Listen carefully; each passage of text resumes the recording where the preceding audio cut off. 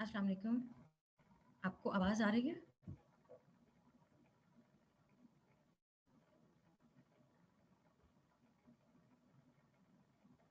Okay.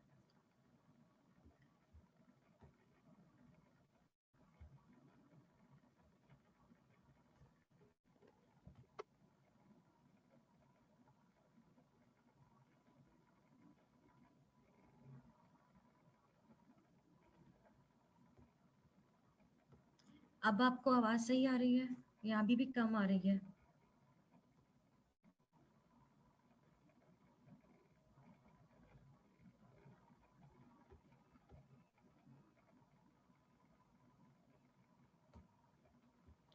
चलें, बिस्मिल्लाहिर्रहमानिर्रहीम।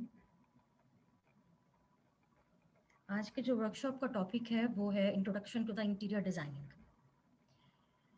अब इसको शुरू करने से पहले पीएनवाई के बारे में थोड़ा सा हम इंट्रोड्यूस करवा दूँ। वैसे तो आप सब लोग जानते हैं, लेकिन फिर भी इंट्रोडक्शन ज़रूरी है। अच्छा, यहाँ पे हमारे पास 75 प्लस एक्सपर्ट ट्रेनर्स हैं और 40 प्लस कोर्सेज़ हैं, जिसमें हमारे पास 10,000 से ज़्यादा स्टूडेंट्स एनरोल्ड हैं। और हम ये ऑनलाइन भी करवाते हैं और आप एज़ अ फ़िज़िकल आके क्लास भी ले सकते हैं।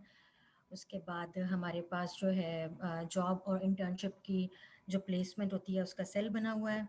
उसके बाद इल्यूमिनाई के लिए फ्री वर्कशॉप्स होती हैं। और अगर आप इसको देखना चाहें तो हमारे वेबसाइट पे और फ़ेसबुक पर जाके इसको देख सकते हैं। अच्छा, उसके बाद थोड़ा-सा मैं अपना इंट्रोडक्शन करवा दूँ। आई एम सैयदा शहर Bano.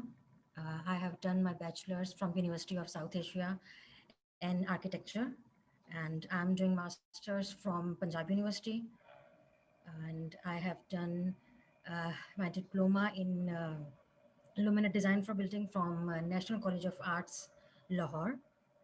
During this period, I have learned a lot from different organizations like Ispa Hassan as a designer and as an architect. और अब जो है वो मैं जॉब कर रही हूँ वर्चुअल यूनिवर्सिटी में। Okay, now come to the topic. अब किसी भी चीज़ को सीखने से पहले आपके माइंड में आता है या आना चाहिए कि व्हाट इज़ दिस और हम इसको कैसे करेंगे। अब 2 घंटे में ऑब्वियसली इंटीरियर डिज़ाइनिंग को समझना, उसको एक्सप्लेन करना काफ़ी मुश्किल है, लेकिन I will try my best कि मैं इसको समराइज़ कर सकूँ।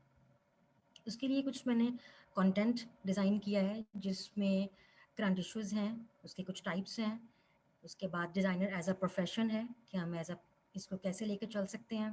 फिर हिस्टोरिकल ओवरव्यू है, ओरिजिन है, कुछ थेरीज़ हैं, एलिमेंट्स हैं, प्रिंसिपल्स हैं, जो कि इसकी बेसिक नीड है। अच्छा, अब है what is interior designing. Interior designing होती क्या है?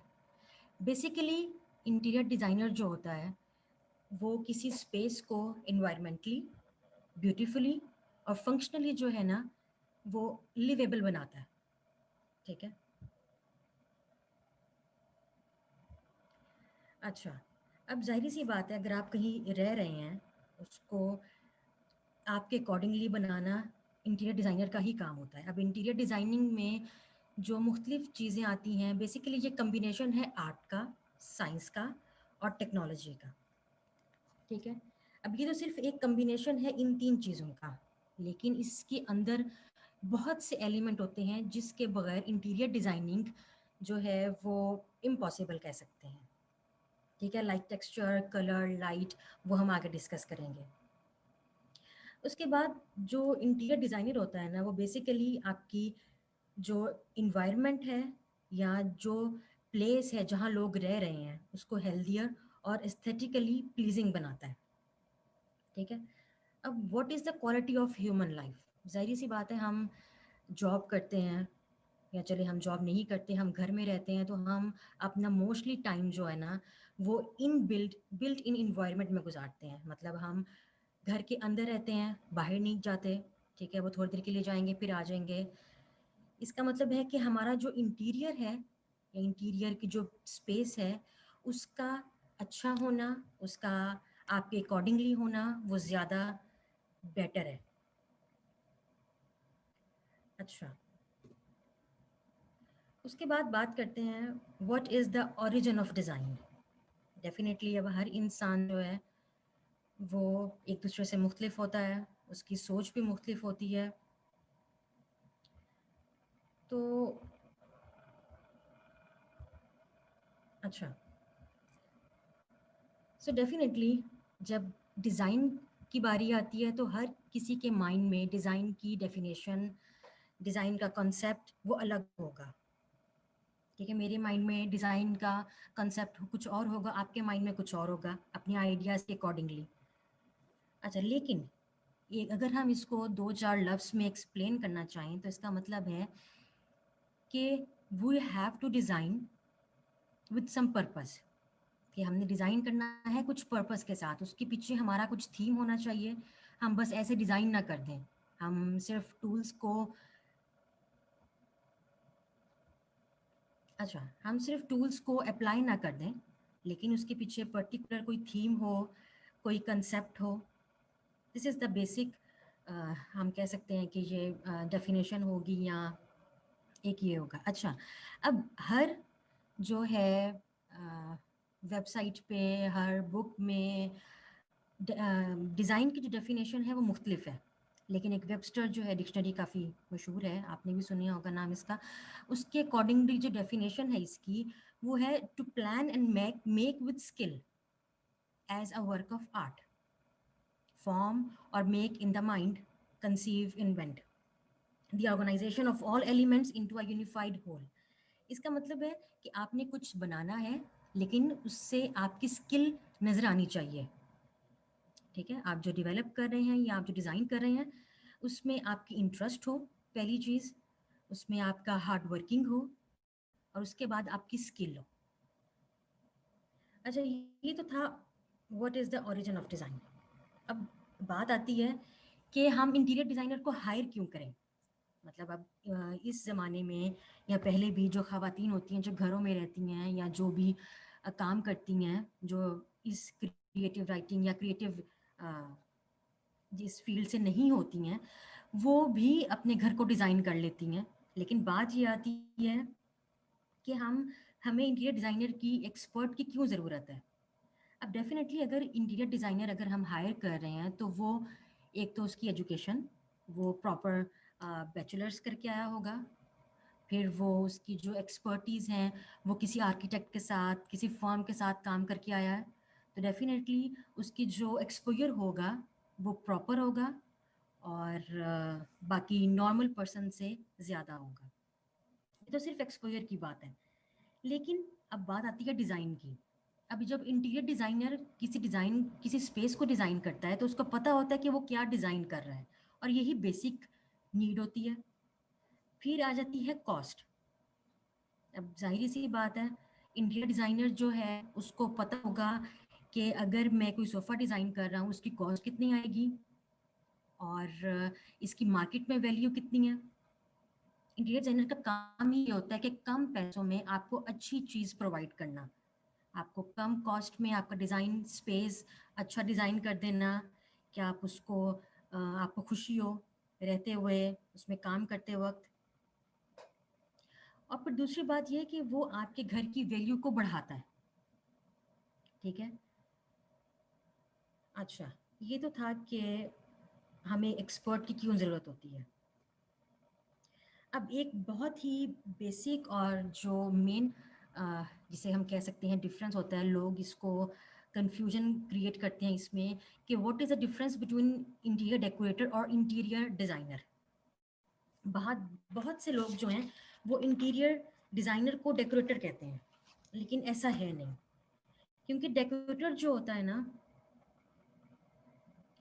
अच्छा, डेकोरेटर जो होता है वो सिर्फ खूबसूरत चीज़ों को एक प्लेस पे रख देता है। मतलब आपकी स्पेस को वो फिल कर देगा with ornamentation, with different tools, with different embellishment. लेकिन जो इंटीरियर डिज़ाइनर होता है ना उसको पता होता है कि अगर मैं ब्लैक कारपेट के ऊपर रेड सोफ़ा रखूँगा तो वो अच्छा लग रहा है या नहीं। उसको कोई भी स्पेस को फिल करते वक्त उसके माइंड में कोई आइडिया होता है कि रादर कि ये अच्छा लगेगा एस्थेटिकली, ये फंक्शनली, और या फंक्शनैलिटी के अकॉर्डिंगली ये अपना काम पूरा कर रहा है या नहीं. So this is the major difference between interior decorator and interior designer.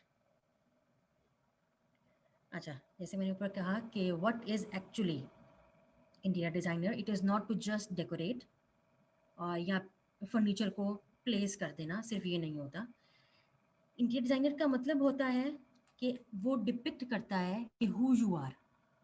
ठीक है, सपोज अगर आई एम एन आर्किटेक्ट और मैं डिज़ाइन कर रही हूँ, तो मेरे घर को या मेरी स्पेस को आर्किटेक्ट के अकॉर्डिंगली नज़र आना चाहिए. और सेकेंडली ये होता है कि आपने स्पेस का जो है ना बेस्ट यूज़ करना है. उसको आपने नेगेटिविटी की तरफ नहीं छोड़ देना. आपने हर स्पेस को किसी ना किसी पर्पस के लिए यूटिलाइज करना है.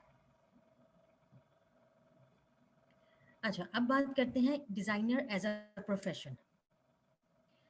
अब डिज़ाइन इंटीरियर डिज़ाइनिंग जो है ना वो काफ़ी फैसिनेटिंग करियर होता है, स्पेशली उन लड़कियों के लिए जिनको शौक होता है थोड़े रॉ मटेरियल से कोई प्यारी चीज़ डेवलप करने का.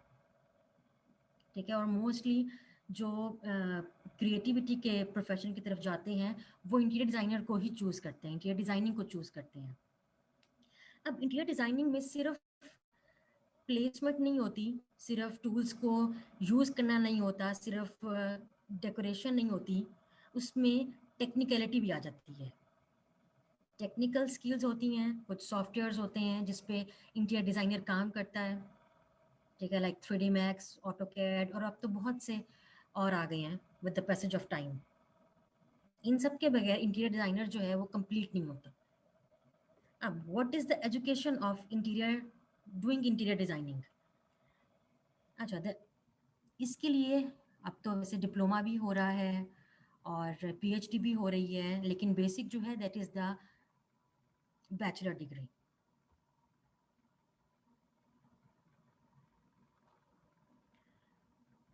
ओके, अब बात करते हैं कि व्हाट इज़ द इसकी एम्प्लॉयमेंट सेटिंग क्या है. मतलब अगर आप काम कर रहे हैं, अगर आप कुछ पढ़ रहे हैं, तो उसका आउटकम क्या होगा. ज़ाहिर सी बात है, अगर आप अगर पैसे की तरफ ना भी जाएं, लेकिन एट द एंड कहीं ना कहीं ये होता है कि हम इसको करने के बाद अर्न कितना करेंगे. अच्छा, इसमें दो चीज़ें होती हैं. एक तो होता है कि प्राइवेटली, और मोस्टली 30% जो लोग होते हैं, 30% लोग,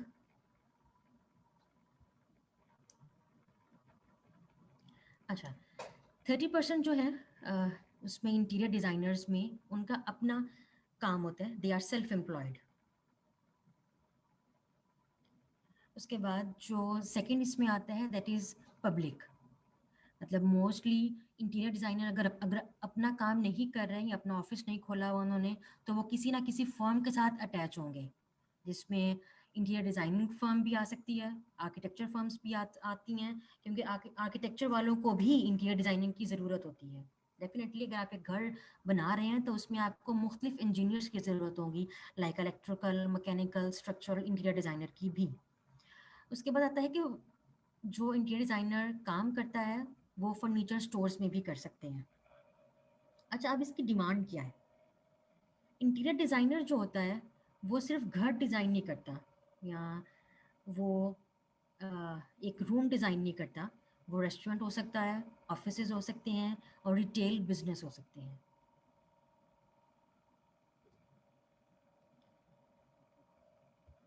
अच्छा, अब बात करते हैं अब बात करते हैं इनकी पे की. अच्छा, ये पे या सैलरी जो होता है ये डिपेंड करता है आपके अपने. देखिए, कोई भी प्रोफेशन अगर आप उसमें स्टार्ट लेना चाह रहे हैं, तो कभी भी आपको उतनी आउटकम नहीं मिलती जितनी आपने सोची होती है, क्योंकि हर चीज़ में एक्सपीरियंस मैटर करता है. जिस तरह आपका एक्सपीरियंस ज़्यादा होता रहेगा, उसका आउटकम भी उतना ज़्यादा होगा. लेकिन हम फिर भी एक ओवरऑल व्यू कर लेते हैं, जिसमें है कि आर्ली वेजेस में डॉलर के अगर अकॉर्डिंगली बात की जाए, तो 34 से 44 जो है डॉलर्स इसकी वेजेस होती है आर्ली की। उसके बाद ईयरली जो है वो 45,000 से 50,000 डॉलर तक भी चला जाता है। मैक्सिमम पे जो होती है इनकी 90,000 डॉलर। लेकिन जैसे मैंने आपको कहा कि ये डिपेंड करता है आपके एक्सपीरियंस पे। अगर आपको सारे सॉफ्टवेयर आते हैं, अगर आपको इंटीरियर डिज़ाइनिंग की फ्रॉम स्टार्ट टू एंड आपको हर चीज़ क्लियर है, आपके कॉन्सेप्ट्स क्लियर हैं, तो डेफिनेटली आपको उसका आउटकम भी अच्छा मिलेगा। उसके बाद आता है कि regional difference. What is a regional difference? अब जाहिर सी बात है, अगर आप पाकिस्तान में काम कर रहे हैं तो फिर पाकिस्तान में काम करते वक्त आपको उसकी एरिया सर्कमस्टांसेस पता होना चाहिए कि आप किसके लिए डिज़ाइन कर रहे हैं। और वैसे भी ये वेरी करता है फ्रॉम डिफरेंट, जैसे आप कह सकते हैं area to area, from country to country. अच्छा, अब सिर्फ इंटीरियर डिज़ाइनिंग में या क्रिएटिविटी में इंटीरियर डिज़ाइनिंग ही नहीं करता। इसके अंदर ग्राफिक डिज़ाइनर आता है, आर्किटेक्ट है, इन लैंडस्केप डिज़ाइनर है, इंडस्ट्रियल डिज़ाइनर है एंड प्रोडक्ट डिज़ाइनर है। प्रोडक्ट डिज़ाइनर में आप फर्नीचर भी ला सकते हैं। प्रोडक्ट जो होता है ना, वो कोई भी प्रोडक्ट हो सकता है। अगर एक शू हो सकता है, क्लोथिंग हो सकती है। अच्छा, अब बात कर लेते हैं थोड़ी सी हिस्ट्री की तरफ। मतलब ये पहले कहाँ से शुरू हुआ, पहले लोग जो थे वो क्या करते थे, अपनी घर कैसे बनाते थे, उसको डेकोरेट कैसे करते थे या उसको डिज़ाइन कैसे करते थे। अब जब पहले लोग पिछले ज़मानों में लोग ज़ाहिर सी बात है मटके घरों में रहते थे, और उनको जो अवेलेबिलिटी होती थी अपने क्या कहते हैं सर्कमस्टांसिस के अंदर मटेरियल्स की, उससे घर डेकोरेट कर लेते थे। और मोस्टली उसमें आता था एनिमल स्किन्स, जिससे वो घर डेकोरेट करते थे। अब कुछ मूवमेंट्स और with the passage of time ये ज़ाहिर सी बात है हर चीज़ में एनहांसमेंट आती है। और इसी तरह जो है मुख्तलिफ जिसे कहते हैं चीज़ें चेंज होती रहती हैं। मार्केट में नई टूल्स आते हैं, नया फर्नीचर डिज़ाइन आता है। अच्छा, पहले हम करते हैं जो पहली मूवमेंट है दैट इज़ मॉडर्निज़्म। अब मॉडर्निज़्म जो है दैट वाज फ्रॉम 1880 टू 1940। और इस मूवमेंट का जो था मॉडर्निज़्म जो है वो बेसिकली सिंप्लिसिटी को डिपिक्ट करती है। और इसमें जो फॉर्म्स हैं उसकी कोई अमेलगमेशन नहीं होता, उसमें कोई क्लस्टर नहीं होता, वो सिंपल फॉर्म होती है। और जैसे कि ये दो नीचे आप ये पिक्चर्स देख सकते हैं। अच्छा, इसमें जो मोस्ट इम्पॉर्टेंट डिज़ाइनर था दैट वाज ली कॉर्बूजियर। ये काफ़ी फेमस आर्किटेक्ट भी है और डिज़ाइनर भी है। अच्छा, अब जैसे कि ये अकॉर्डिंग टू दिस मूवमेंट ये नीचे एक टेबल है, सेरेनन टेबल।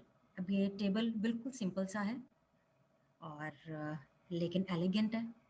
अब बेसिकली मॉडर्निज्म जो मूवमेंट होती है ना, उसमें स्टाइल उसमें मोस्टली एक फॉर्म होती है, लेकिन that will be simple and elegant.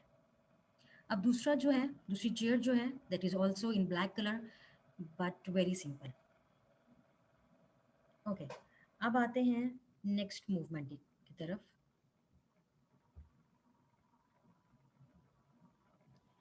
अच्छा, ये है आर्ट डेको। ये आपने काफ़ी सुना भी होगा इसके बारे में, क्योंकि ये अब भी काफ़ी इन है मार्केट में। अच्छा, इस मूवमेंट का टाइम था 1910 टू 1940। अच्छा, ये मूवमेंट जो थी 20th सेंचुरी, इसमें इसकी मूवमेंट थी। और इस मूवमेंट में काफ़ी अदर मूवमेंट्स भी थी like constructivism, modernism, Bauhaus, art nouveau and futurism. अच्छा, अब इसकी जो थी ये 1920s की तक जो है इसकी पॉपुलैरिटी गई है। अच्छा, अब जैसे कि आप इस पिक्चर में देख सकते हैं आर्ट डेको की इस पिक्चर में, कि इसमें जो है गोल्डन ब्लू विद ग्रे। अब गोल्डन जो है ये कलर आजकल भी काफ़ी इन है, क्योंकि ये काफ़ी एक अच्छा इम्पैक्ट शो करता है। आर्ट डेको का मतलब भी ये होता है कि आपने डिफरेंट जो है एलिमेंट्स को, डिफरेंट कलर्स को मिला के एक खूबसूरत सा या एक एस्थेटिकली एक अच्छा एलिमेंट या कह सकते हैं एक पीस तैयार करना है डिज़ाइन का। उसके बाद है बा हाउस।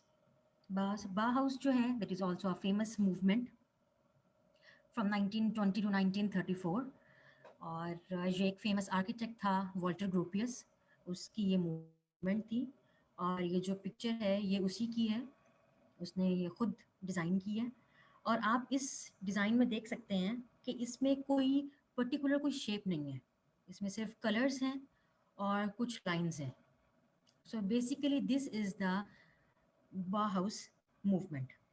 अब अच्छा, अब ये मूवमेंट सिर्फ इंटीरियर डिज़ाइनिंग में नहीं इम्प्लीमेंट होती, ये होती है ग्राफिक डिज़ाइनिंग में और इंडस्ट्रियल डिज़ाइन में ऑल्सो। अब जो नेक्स्ट हमारे पास है मूवमेंट है वो है सुरीलिज्म फ्रॉम 1925 टू 1930।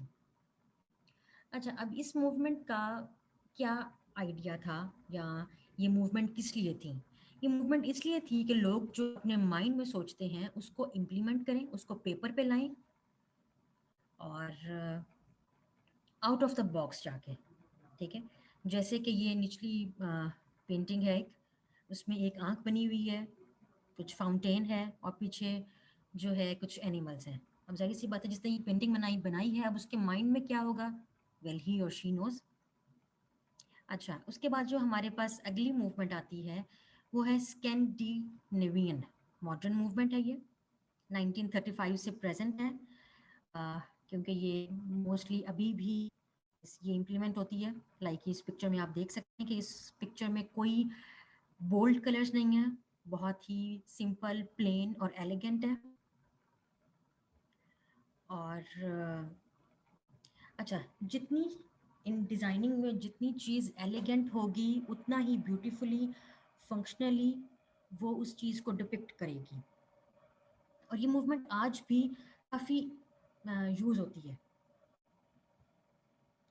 अच्छा, last but not the least जो है हमारे पास पोस्ट मॉडर्निज्म। पोस्ट मॉडर्निज्म जो है movement for from 1978 to present. और पोस्ट मॉडर्निज्म का मतलब ही ये है कि मॉडर्निज्म के बाद की जो मूवमेंट है। अब इसमें ये है कि इस मूवमेंट का चैलेंज ये था कि आपके माइंड में जो भी है, मतलब rather it is clear not clear, आपके माइंड में जैसे भी आइडियाज़ हैं वो आपने उन आइडियाज़ के थ्रू डिज़ाइन करना है, ठीक है? अब इसका जो फेमस डिज़ाइनर है वो इटोर सॉर्सेस है, दैट इज़ इटालियन आर्किटेक्ट और डिज़ाइनर। अच्छा, पोस्ट मॉडर्निज्म का जो एक प्रिंसिपल है दैट इज़ फ्री ब्रेक। मतलब आपने अपने माइंड से अपने जो आउट ऑफ द बॉक्स जाके आपने कोई भी चीज़ डिज़ाइन करनी है। अच्छा, अब जब आप आउट ऑफ द बॉक्स जाके डिज़ाइन करते हैं तो वो वेग भी हो सकती है डेफिनेटली, उसकी कोई शेप नहीं होगी, वो फ्लैशी भी होगी और वो वियर्ड भी होगी। जैसे कि ये पहली पिक्चर में एक रूम का इंटीरियर है और इसमें एक सोफ़ा है जो कि रूफ़ की हाइट तक है। डेफिनेटली दिस इज़ वियर्ड, लेकिन दिस इज़ पोस्ट मॉडर्निज़्म। अच्छा, अब बात करते हैं what is the current issue in design. अब डेफिनेटली इंटीरियर डिज़ाइनिंग जो है वो एक काफ़ी जिसे कह सकते हैं बड़ा प्रोफेशन है, डायनामिक प्रोफेशन है, जो चेंज होता रहता है with the passage of time. ज़ाहिर सी बात है टेक्नोलॉजीज़ नई आ रही हैं और रिसर्च हो रही है, कल्चर भी चेंज होता रहता है, ठीक है? क्योंकि बहुत से लोग उसी एक कल्चर को फॉलो नहीं करते, उसमें अमेंडमेंट्स करते हैं to produce new things, new elements. अब लेकिन इसके बावजूद what are the current issues? Current issue में 3 इशू जो हैं वो ज़्यादा इम्पोर्टेंट है। पहला जो है यूनिवर्सल डिज़ाइन। अब व्हाट इज़ यूनिवर्सल डिज़ाइन? अब जैसे कि इसका नाम शो कर रहा है यूनिवर्सल। यूनिवर्सल का मतलब होता है फॉर ऑल, सबके लिए, ठीक है? अब डिज़ाइन जो हम इंटीरियर डिज़ाइनर या कोई भी आर्किटेक्ट है वो डिज़ाइन करता है, तो मोस्टली वो सबके लिए डिज़ाइन करता है, ठीक है? उसमें कोई एज लिमिट नहीं होती, कोई कास्ट नहीं होती, अ, जब तक कि क्लाइंट की वो रिक्वायरमेंट्स नहीं होती, ठीक है? लेकिन इशू ये यहाँ पे ये आता है कि वी हैव टू डिज़ाइन, हमें उन लोगों के लिए भी डिज़ाइन करना है जो डिसेबल हैं, जिनकी एज ज़्यादा है और जो इजीली अपने अच्छा, हमें जो यूनिवर्सल डिज़ाइन का इशू ये था कि हमें जो डिज़ाइन करना है वो सबके लिए डिज़ाइन करना है। अब अगर एक प्लाज़ा है, अ, उसकी सीढ़ियाँ हैं, उसकी स्टेयर्स हैं और एक डिसेबल पर्सन जो है उसमें एंटर नहीं हो सकता, तो उस डिज़ाइन का फ़ायदा नहीं है। So we have to design those buildings जो हर एक के लिए फिजिबल हो और इजी हो। सो this is the first issue. अब है ग्लोबलाइजेशन। अब इंटीरियर डिज़ाइनर जो होता है उसको सिर्फ जो उसने पढ़ा होता है बुक्स में, सिर्फ उसको वही नॉलेज नहीं होना चाहिए, उसको थ्रू आउट द वर्ल्ड के पाकिस्तान में अगर एक इंटीरियर डिज़ाइनर है तो उसको पता होना चाहिए कि चाइना का क्या है, चाइना में कौन से एलिमेंट्स यूज़ होते हैं, उसके प्रिंसिपल्स क्या हैं, और यूरोप का कैसा इंटीरियर है, इटली का कैसा है, उसमें कौन कौन से प्रिंसिपल्स यूज़ होते हैं, कौन से मटेरियल्स आजकल इन हैं, और फ्यूचर में कौन से आने वाले हैं। और सो इंटीरियर डिज़ाइनर को इन सब चीज़ों का नो हाउ होना चाहिए और डेफिनेटली होता है, अदरवाइज वो डिज़ाइन नहीं कर सकता।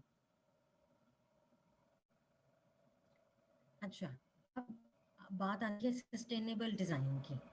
सस्टेनेबल डिज़ाइन जो है ये काफ़ी जिसे कहते हैं मोस्ट इम्पॉर्टेंट टॉपिक है, नॉट इन इंटीरियर डिज़ाइनिंग में। अ,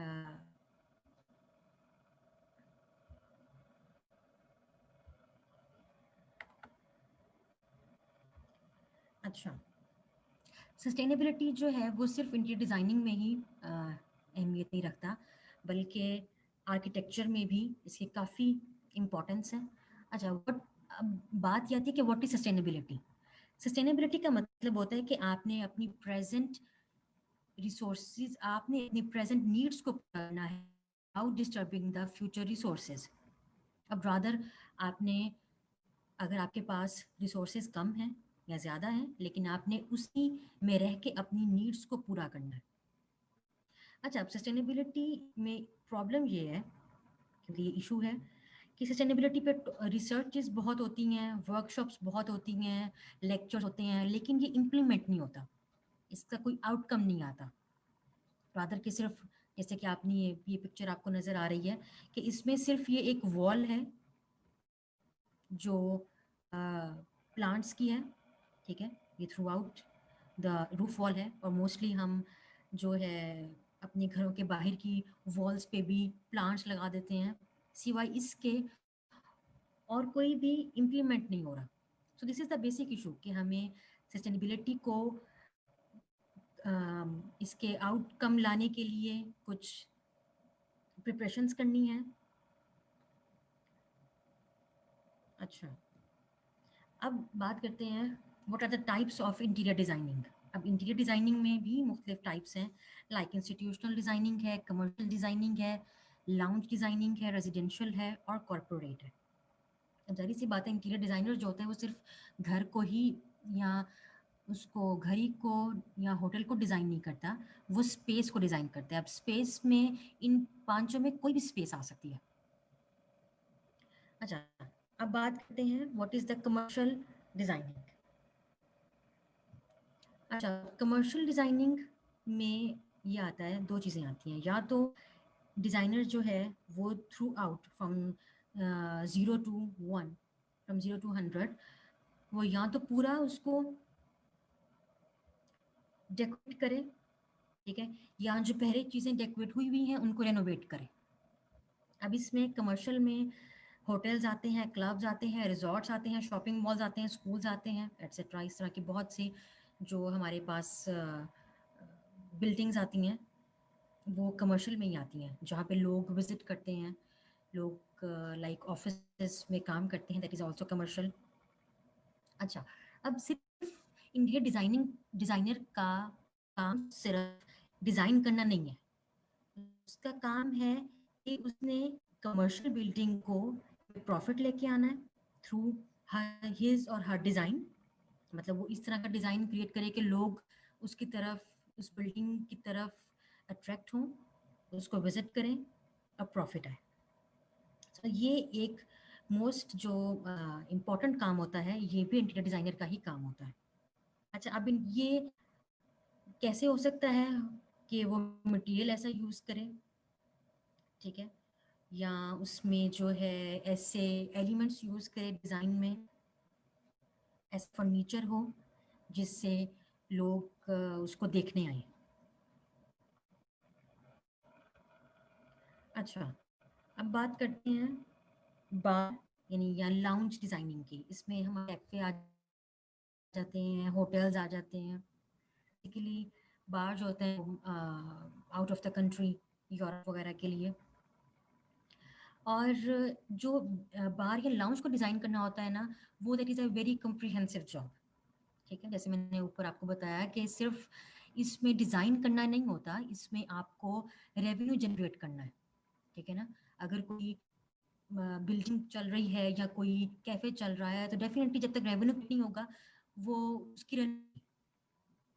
अच्छा, अब इसमें कुछ चीज़ें आती हैं कि हमें while we have to keep in mind while designing these corporate buildings और कमर्शियल बिल्डिंग्स, जिसमें आता है कंसेप्ट, कि हमारा कंसेप्ट क्या है।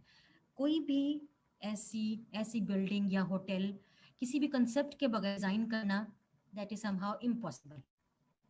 उसके बाद आता है कि what is the location, where is the location, के लोकेशन क्या है, उसके सराउंडिंग्स में क्या है,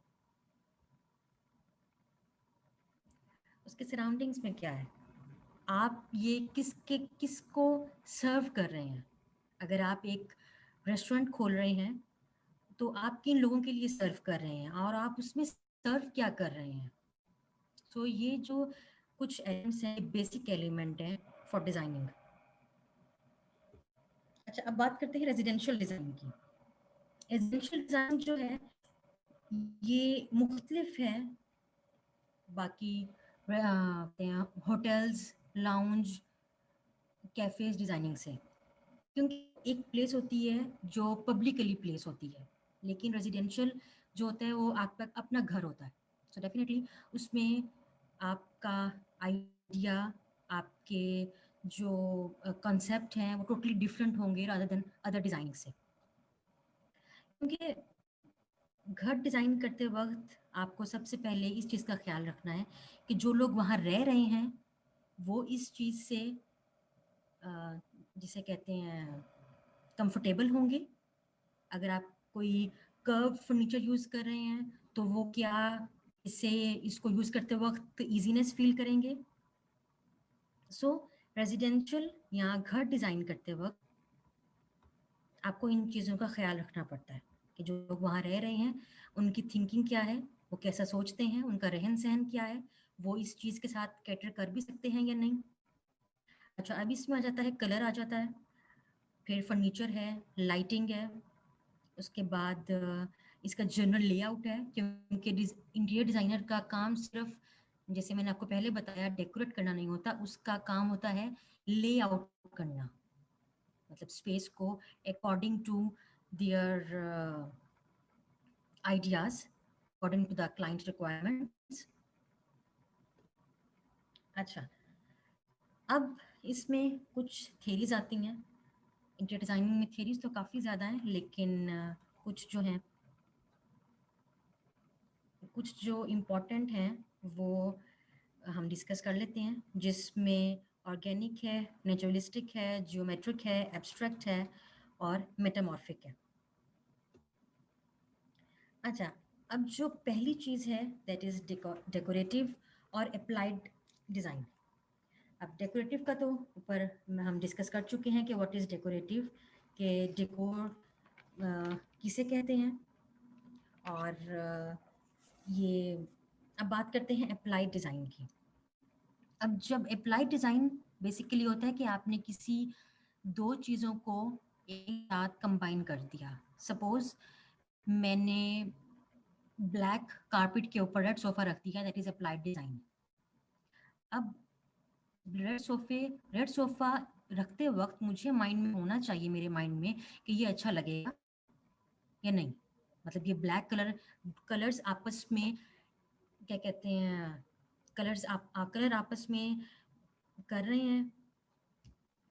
अच्छा, जैसे कि ये वॉल पे जो पिक्चर लगी हुई है, अब इसमें पीछे देखें आप, इसमें वॉलपेपर जो है वो काफ़ी ब्राइट कलर का है, लेकिन उसके ऊपर काफ़ी पेंटिंग्स लगी हुई हैं, लेकिन डेफिनेटली वो बुरी नहीं लग रही। और इसी को हम अप्लाइड डिज़ाइन कहते हैं कि अगर आप दो चीज़ों को कंबाइन कर रहे हैं तो वो बुरी ना लगें। अच्छा, अब बात करते हैं नेचुरलिस्टिक डिज़ाइन की। नेचुरलिस्टिक डिज़ाइन जो होता है वो हमारी नेचर से डिपिक्ट करता है, और जिसमें रॉक्स आ जाती हैं, हिल्स हैं, ओशन वेव्स हैं और क्लाउड्स हैं। अब ज़ाहिर सी बात है, आप इन सब चीज़ों को अपने डिज़ाइन में किस तरह इम्प्लीमेंट करेंगे, this is the main point. अब ये आर्टिफिशियल भी हो सकती हैं और नेचुरल भी हो सकती हैं। अगर आप आर्टिफिशियल भी क्रिएट कर सकते हैं अपने डिज़ाइन के अंदर, अपने रूम में, और आप इसको नेचुरली भी लेकर चल सकते हैं। जैसे कि पहली पिक्चर में, इस पिक्चर में ये जो वॉल है, ये सारी ग्रास है और दैट इज़ आर्टिफिशियली। और इस पिक्चर में जो है दैट इज़ नेचुरल, क्योंकि ये एक फ्रंट लॉन या बैकयार्ड हो सकता है। और इस तरह इस पिक्चर में भी ये एक लाउंज है और जिसकी वॉल जो है दैट शोज नेचुरलिस्टिक डिज़ाइन।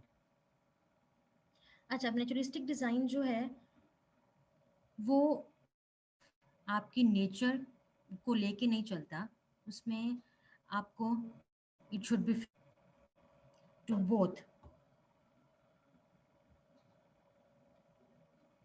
अच्छा, for both living and non living things. अब बात करते हैं ऑर्गेनिक डिज़ाइन की। ऑर्गेनिक डिज़ाइन भी समहाउ जो है नेचुरलिस्टिक डिज़ाइन से कंपेयर कर सकते हैं, या उसी तरह की एक टाइप है, लेकिन इसमें भी रिलेट करता है, सच एज अ पर्सन है, एनिमल है, प्लांट है। अच्छा,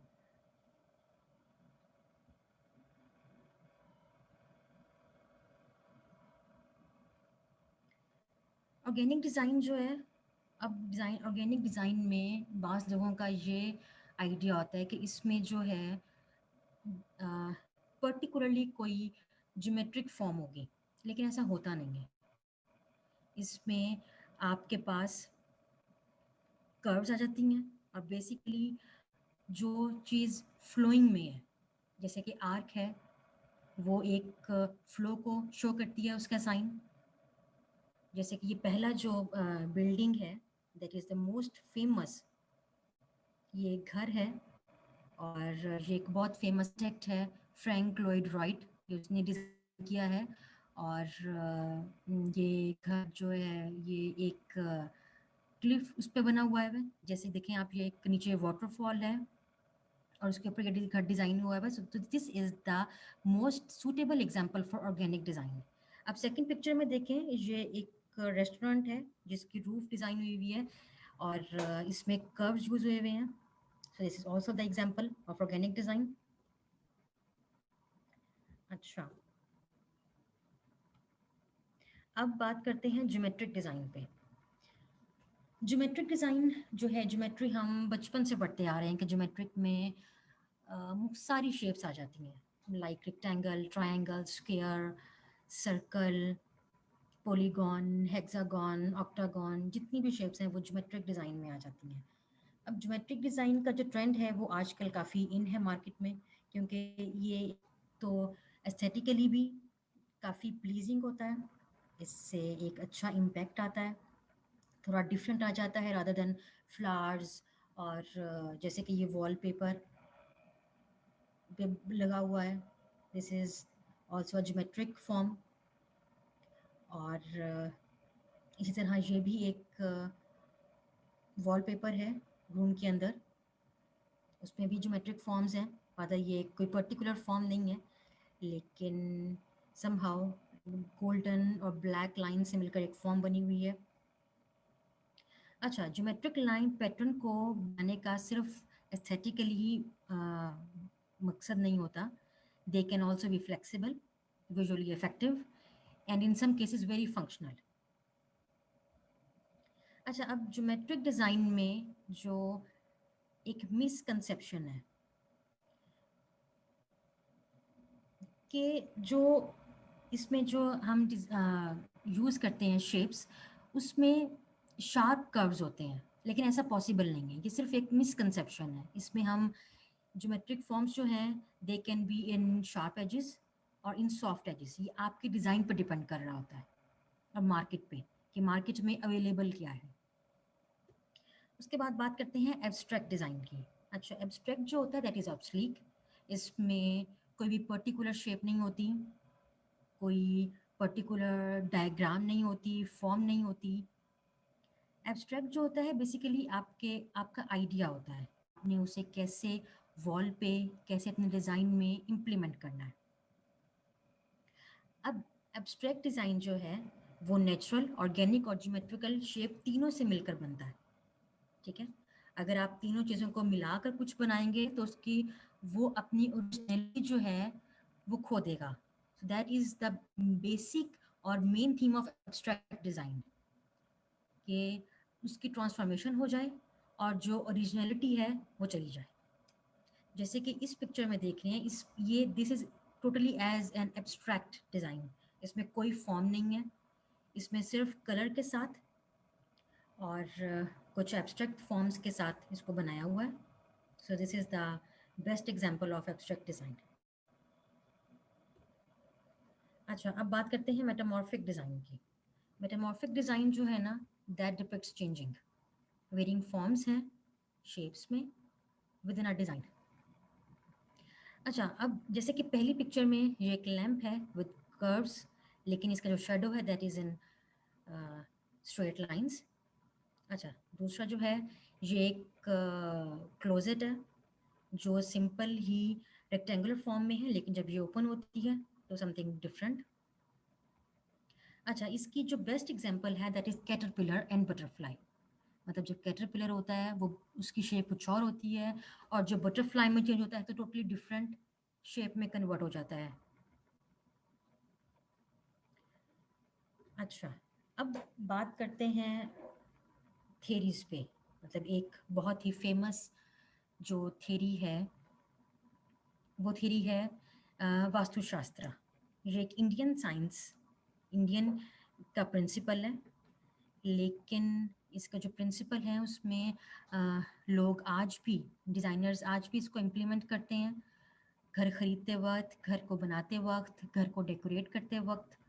अच्छा, बेसिकली ये जो प्रिंसिपल है ये 5 एलिमेंट पे बना हुआ है, जिसमें अर्थ जिसमें अर्थ है, एयर है, फायर, वाटर एंड स्पेस।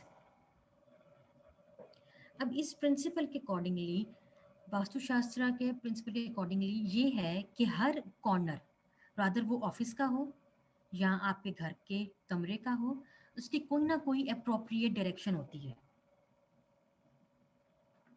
अब जो कॉन्सेप्ट है वास्तु का इस प्रिंसिपल के अकॉर्डिंगली, उसका जो बेसिक मेन थीम है कि आपने हेल्थ, आपकी वेल्थ, प्रोस्पेरिटी और हैप्पीनेस, ये 4 चीज़ें मोस्ट इम्पॉर्टेंट हैं अकॉर्डिंग टू दिस प्रिंसिपल। कि इस प्रिंसिपल के बाद आपके जो एमिनेंट्स हैं, आपके जो लोग हैं एक स्पेस में रहने वाले, एक कमरे में या एक घर में रहने वाले लोग, उनकी जो बॉन्डिंग है वो ज़्यादा स्ट्रांग हो जाएगी अकॉर्डिंग टू दिस प्रिंसिपल। अच्छा, उसने अब कुछ उसने ये प्रिंसिपल में ये है कि नॉर्थ पर हमारे पास लिविंग रूम होना चाहिए। ये इस प्रिंसिपल में, वैसे तो ये काफ़ी बड़ी थ्योरी है, लेकिन उसके कुछ उसको समराइज़ करके ये बताया हुआ है कि नॉर्थ पर जो है हमारे पास लिविंग रूम होना चाहिए, और नॉर्थ ईस्ट पे जो है हमारे पास आपका प्रेयर रूम या मेडिटेशन रूम या टॉयलेट या किचन होना चाहिए। और ईस्ट में जो है आपके पास अब बाथरूम डिज़ाइन हो, लिविंग रूम हो, गेस्ट रूम हो, स्टडी रूम हो। और साउथ ईस्ट में जो है आपके पास किचन हो, और इलेक्ट्रिक का जो भी काम हो रहा है या कोई भी इलेक्ट्रिक रूम है तो वो साउथ ईस्ट में होना चाहिए। उसके बाद आपके पास जो है साउथ में दैट शुड बी बेडरूम और स्टोर रूम, ये आपका साउथ में होना चाहिए। और साउथ वेस्ट में जो है वो मास्टर बेडरूम हो, हैवी आइटम्स हों, वार्डरोब्स हों, ड्रेसिंग रूम्स हों। अच्छा, अब ये जो है, अच्छा अब उसने इस प्रिंसिपल के अकॉर्डिंगली ईस्ट में जो है there lies two water and fire, north में जो है एयर एंड वाटर लाइज करते हैं, वेस्ट में एयर एंड अर्थ, और साउथ में फायर एंड अर्थ। ये इस प्रिंसिपल के कुछ अ, अपने एलिमेंट्स हैं। अच्छा, अब डेफिनेटली वास्तु ने कुछ टिप्स बताए हुए हैं कि while designing every room in your home कि आपको किस तरह डिज़ाइन करना है। जैसे कि साउथ ईस्ट में जो है वो किचन होगा, वाइल जो नॉर्थ वेस्ट है वो एक और ऑल्टरनेटिव चॉइस हो सकती है। और इस प्रिंसिपल के अकॉर्डिंगली जो गैस स्टोव है वो किचन की एंट्रेंस पे नहीं होना चाहिए। और बेसिकली अगर हम ये एस्थेटिकली भी बात करें वाइल डिज़ाइनिंग वॉशरूम और किचन, तो जब भी हम दरवाज़ा खोलते हैं तो कोई भी जो सपोज अगर हम बाथरूम डिज़ाइन कर रहे हैं तो कभी भी डब्ल्यू जो है वो दरवाज़ा खोलते वक्त डिज़ाइन नहीं करते, उसको थोड़ा सा बैक पे जाते हैं। और इसी तरह किचन भी जब हम डिज़ाइन करते हैं तो जो गैस स्टोव है उसको थोड़ा सा बैक पे होना चाहिए, that can be a good impact. अच्छा, और इस प्रिंसिपल के अकॉर्डिंगली जो कुकिंग कॉर्नर है उसको ईस्ट पर होना चाहिए। और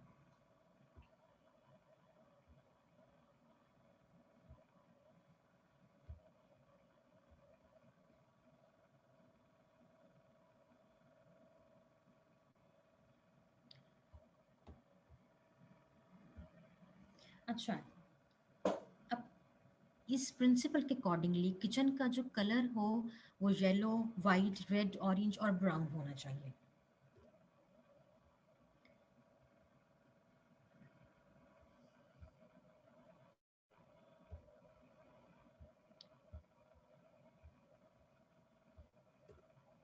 अच्छा, अब जो बेडरूम में कुछ जो टिप्स दी हुई हैं वो ये हैं कि साउथ वेस्ट जो है वो मोस्ट सुटेबल डायरेक्शन है फॉर द बेडरूम।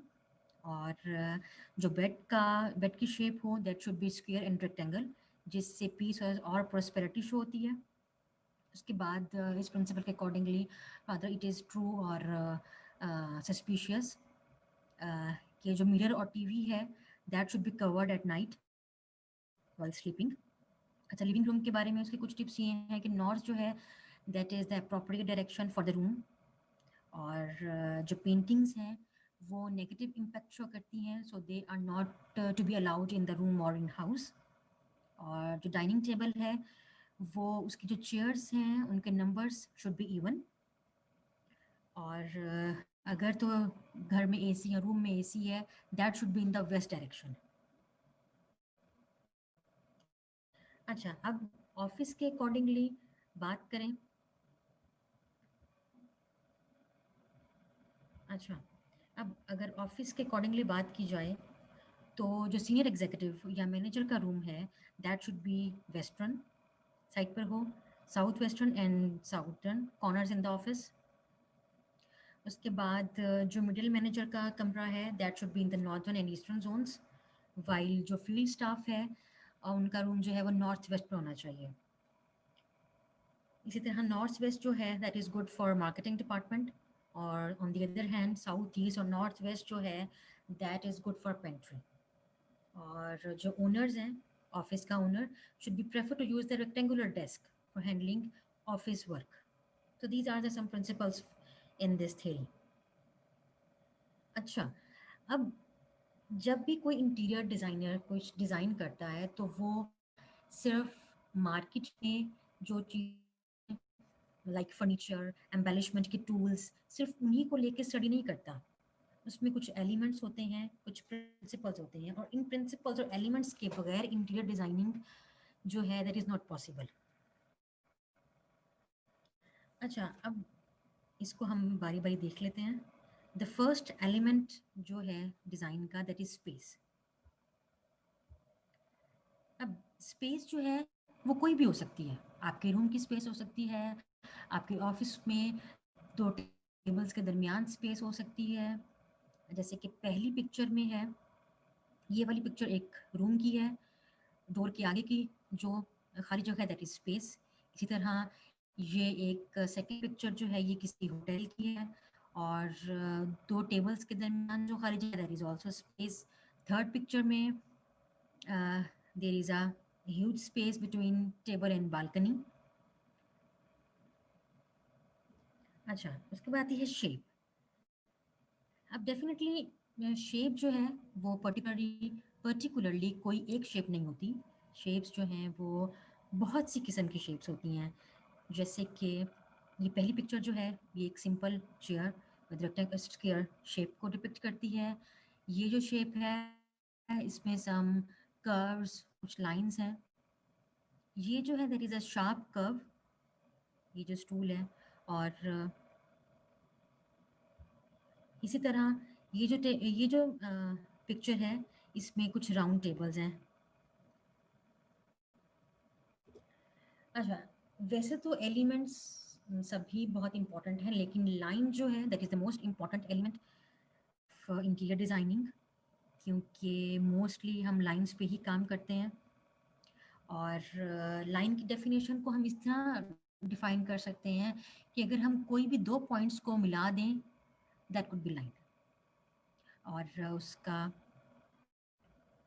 अब लाइन के जो हैं कुछ टाइप्स हैं, जैसे कि horizontal, vertical, diagonal and curved.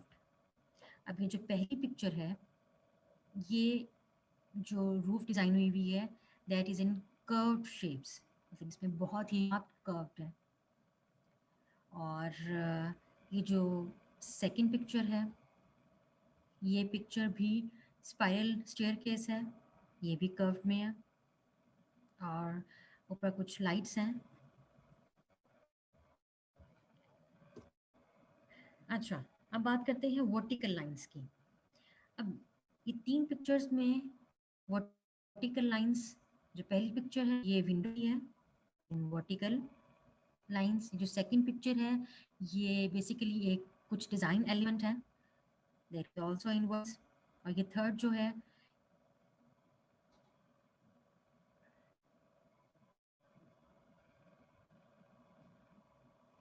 अच्छा ये जो थर्ड पिक्चर है ये भी चेयर के साथ एक वर्टिकल एलिमेंट है। अच्छा, वर्टिकल एलिमेंट शो क्या करता है? पावर को, डिग्निटी को और हाइट को। इसीलिए जो भी अ, पाकिस्तान में या पाकिस्तान के बाहर जो स्काई स्क्रैपर्स बनते हैं या ह्यूज बिल्डिंग्स जो डेवलप होती हैं वो बेसिकली और मोस्टली वर्टिकल लाइंस पे होती हैं, नॉट इन हॉरिजॉन्टल, क्योंकि वर्टिकल्स जो लाइंस हैं वो पावर को शो करती हैं। अच्छा, उसके बाद आते हैं हॉरिजॉन्टल लाइंस। अब हॉरिजॉन्टल लाइंस जो हैं वो डिपिक्ट करती हैं सॉलिड को, relationship with the earth, stability, peaceful create करती हैं। जैसे कि ये जैसे कि ये पहली पिक्चर है जैसे कि पहली पिक्चर है जिसमें ब्लैक एंड वाइट लाइंस हैं, हॉरिजॉन्टल लाइंस हैं, सिंपल हैं लेकिन काफ़ी एलिगेंट हैं, और मोस्टली ये पीस को शो करती हैं। और बाकी जो दो पिक्चर्स हैं ये एक वॉशरूम की है और ये एक बेडरूम की है। अच्छा, अब इसमें एक रूल है कि बहुत ज़्यादा जो हॉरिजॉन्टल लाइंस अगर आप एक रूम में या एक ऑफिस में डिज़ाइन कर लें तो वो बोरिंग हो जाता है। और आपका जो विजुअल इंटरेस्ट है वो ख़त्म हो जाता है. So you have to design very, जिसे आप कह लें वेरी क्रिएटिवली आपने उसको डिज़ाइन करना है. और हॉरिजॉन्टल लाइंस जो हैं वो बेसिकली रूम को वाइडर और लॉन्गर करती हैं. So you have to design according to this. अच्छा, अब बात करते हैं डायगोनल लाइंस की. डायगोनल लाइंस जो है वो मूवमेंट को शो करती हैं, आपकी एक्टिविटी को और एक्शन को. और जो फॉरवर्ड स्लैंटिंग लाइंस होती हैं वो पुश को सजेस्ट करती हैं, और बैकवर्ड जो हैं वो पुल को सजेस्ट करती हैं. और मोस्टली जब किसी होटल में आप डायगोनल लाइंस अगर आपको नज़र आएँ तो वो स्टेयरकेस पे या वॉलपेपर पे होंगी मोस्टली. जैसे कि ये पहली पिक्चर है, इसमें जो ये पीछे बुक शेल्फ है that is the diagonal lines, और ये काफ़ी अच्छा एक इमेज शो कर रही है. अच्छा, उसके बाद आते हैं कर्व्ड लाइंस पे. कर्व्ड लाइंस, जब भी हम कर्व्ड लाइंस पे डिज़ाइन करते हैं तो एस्थेटिकली वो एक बहुत अच्छा इम्पैक्ट शो करता है. कर्व्ड लाइंस मोस्टली एक आउट ऑफ द बॉक्स है, स्क्वायर नहीं है, कोई पर्टिकुलर फॉर्म नहीं है.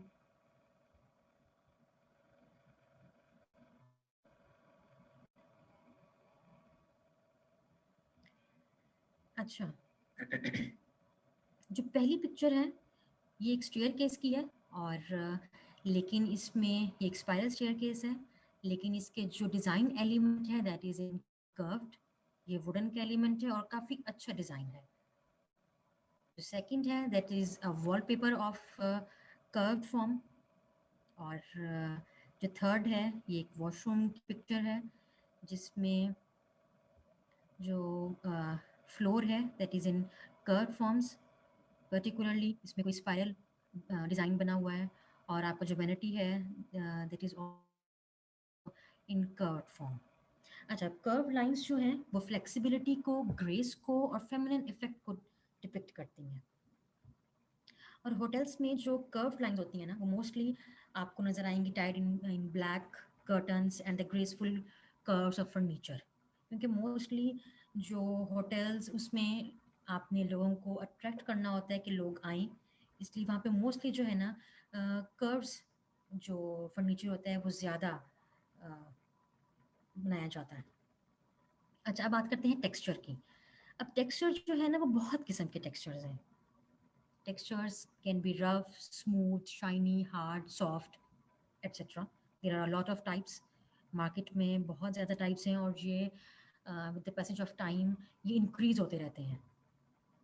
फॉर्मल जो है वो स्मूथ टेक्सचर को शो करता है, और इनफॉर्मल जो है दैट इज़ वो रफ टेक्सचर को शो करता है. जैसे कि पहली पिक्चर जो है दैट इज़ ये टेबल की पिक्चर है, और ये मार्बल बना लगा हुआ है, और ये एक स्मूथ और शाइनी सॉफ्ट टेक्सचर है.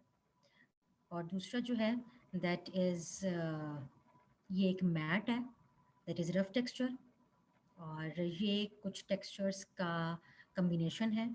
और ये जो वॉलपेपर है that is also a soft texture. अच्छा, अब बात करते हैं कलर की.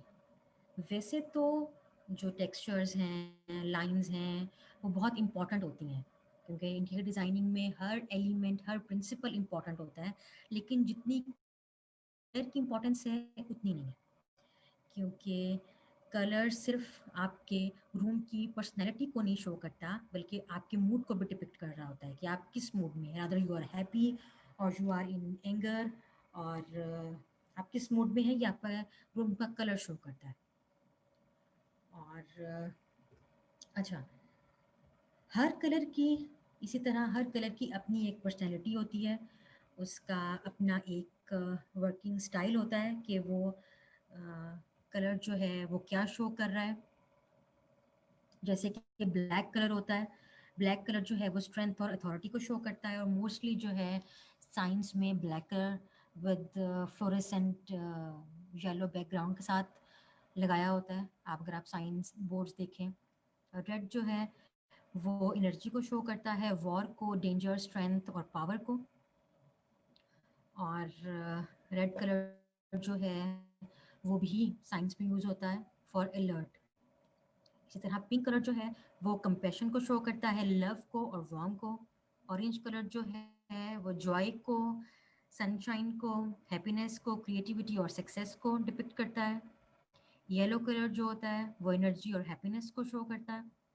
और ग्रीन जो है that is our nature colour, तो ये हमें ज़्यादा पीस हमें रेड ग्रीन कलर से मिलता है, that is a restful colour for eye, और it shows harmony and freshness.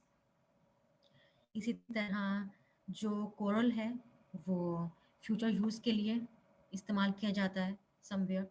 Blue जो है that is colour for trust and loyalty use होता है। सो हर कलर की अपनी अपनी इम्पोर्टेंस है। अच्छा, अब बात करते हैं प्रिंसिपल पे कि what are the principles of interior designing. अब पहला जो प्रिंसिपल है दैट इज़ हार्मनी। अब आपने कुछ डिज़ाइन कर रहे हैं, आप कोई कमरा डिज़ाइन कर रहे हैं या आप कोई घर डिज़ाइन कर रहे हैं, अगर उसमें कोई स्मूथनेस नहीं है, अगर उसमें कोई स्मूथनेस नहीं है, उसमें हार्मनी नहीं है, तो उस डिज़ाइन का फ़ायदा नहीं है। कि जैसे हम ऊपर पढ़ चुके हैं कि design, you have to design with your skills, कि वो आपका काम नज़र आना चाहिए कि आपने कुछ डिज़ाइन किया है। अदरवाइज़ डिज़ाइनर हायर करने का कोई फ़ायदा नहीं, वो तो आप खुद भी डिज़ाइन कर लें। सो हार्मनी जो है एक मोस्ट इम्पॉर्टेंट प्रिंसिपल है डिज़ाइन का, और हार्मनी डिस्क्राइब करती है सेमनेस को और रेपिटेशन को। अब रेपिटेशन किस में हो सकती है? रेपिटेशन कलर में हो सकती है, टेक्सचर में हो सकती है, आपके फर्नीचर डिज़ाइन में हो सकती है, आपके फॉर्म में हो सकती है। और जैसे कि पहली पिक्चर में ये एक लाउंज की पिक्चर है जिसमें ग्राउंड फ्लोर और जो मेज़ानाइन फ्लोर है दैट आर क्रिएटिंग हार्मनी, क्योंकि ये सेमनेस है in colour, in flooring, in suitable furniture, इन सब में ये एक हार्मनी क्रिएट कर रहा है। इसी तरह ये जो पिक्चर है बेसिकली ये रेपिटेशन है कलर्स की विद द सेम पैटर्न, मतलब हर एक बॉक्स में कलर रिपीट हो रहा है, लेकिन इसमें हार्मनी क्रिएट हो रही है। अच्छा, अब कम्बिनेशन किस चीज़ का है? हार्मनी कम्बिनेशन है वैरायटी और यूनिटी का। अब डेफिनेटली अब जब कोई भी चीज़ रिपीट हो रही होती है तो वो एक यूनिटी क्रिएट करती है, जैसे कि ये यूनिटी क्रिएट कर रही है। रादर ये रेपिटेशन है कलर्स की, लेकिन फिर भी अगर आप इस पिक्चर को देखें तो ये हार्मनी और यूनिटी क्रिएट कर रही है। उसी तरह वैरायटी, अब सिर्फ जो हार्मनी है वो same repetition, same furniture, same colour ही क्रिएट नहीं करता, different different texture, different design, different colours, shape, ये भी हार्मनी क्रिएट करता है। अच्छा, अब बात करते हैं प्रोपोर्शन और स्केल की।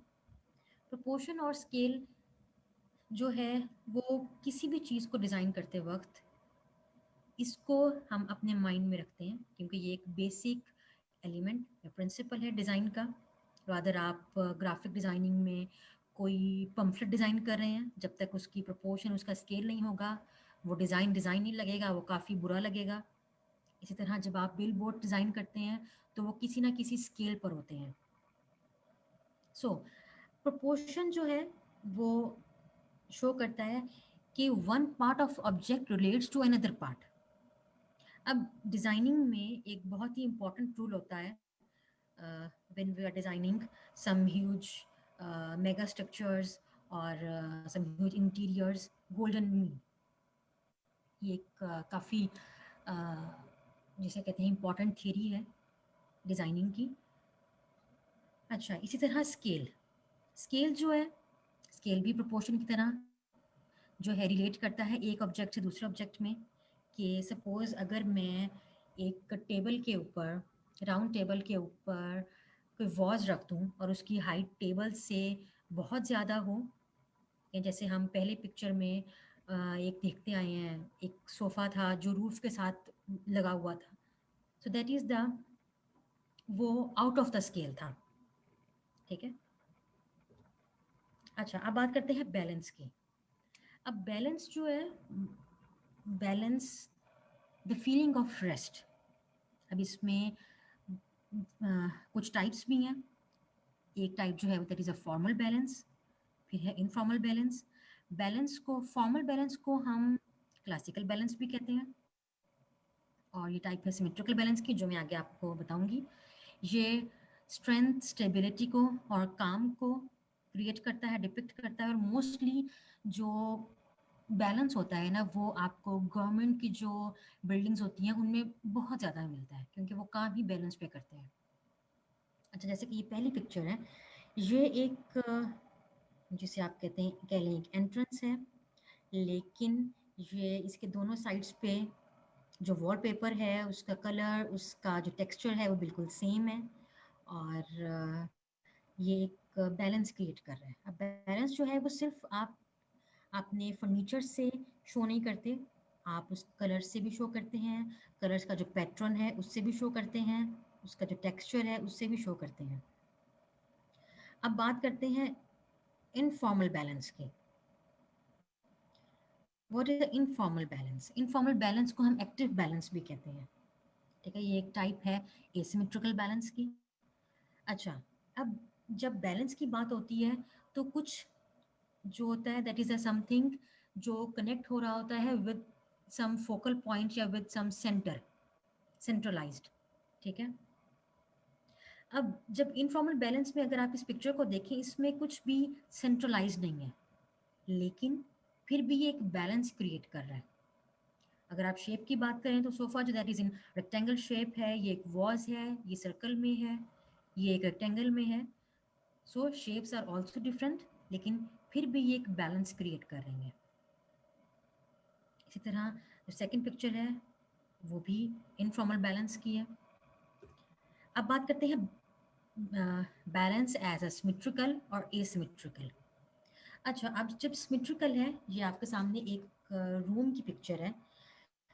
अब जैसे मैंने आपको बताया कि किसी ना किसी सेंटर पॉइंट पे आके ये मीट करता है। This is not a particular rule नहीं है, इसका कोई थंब रूल नहीं है, लेकिन सिमेट्रिकल का मतलब ही ये होता है सेम। जैसे इसमें एक टेबल है मिड में, इसके राइट और लेफ्ट पे दो सोफाज हैं, जो जिनका कलर सेम है, जिनकी फॉर्म सेम है, और एक ऊपर शैंडलियर है जो बिल्कुल मिड में है। तो this is the symmetrical balance. आप दूसरी शेप में आते हैं, पिक्चर पे आते हैं, तो उसमें जो है दिस इज द एसिमेट्रिकल। अभी एक डाइनिंग रूम है, इसमें एक जो पेंटिंग लगी हुई है उसका कलर कुछ और है, डाइनिंग टेबल का कलर कुछ और है, ऊपर शैंडलियर का कलर कुछ और है। इसमें कोई फोकल पॉइंट या कोई सेंट्रल पॉइंट नहीं है, पीछे स्टेयर केस हैं, लेकिन हैं विद वन अनदर। मतलब ये टेबल जो है, ये पेंटिंग के साथ बुरा नहीं लग रहा, ये शैंडलियर जो है ये टेबल के साथ बुरा नहीं लग रहा। सो this is the example of asymmetrical balance. अब बात करते हैं रिदम की। देखिए, रिदम जो है ना, वो सिर्फ इंटीरियर डिज़ाइनिंग में ही इम्पोर्टेंट नहीं होता। अ, जब तक आप ये हर चीज़ में इसकी इम्पोर्टेंस होती है। जैसे कि अगर आप एक गाना गा रहे हैं, अगर उसमें रिदम नहीं है तो गाना बहुत ही बेसुरा होगा। ठीक है।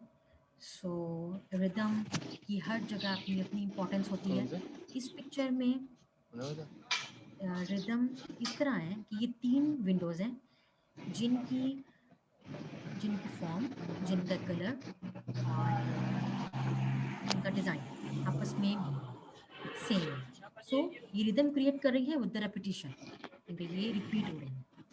इसी तरह जो रिदम है इस पिक्चर में, ये है प्रोग्रेशन के साथ और ग्रेडेशन के साथ। इसका मतलब ये है कि ये जो बेड है, एक सी शेल की फॉर्म में बना हुआ है। उसके बाद जो ये बुक शेल्फ है, ये it is also in the seashell form. So these are creating rhythm with the progression.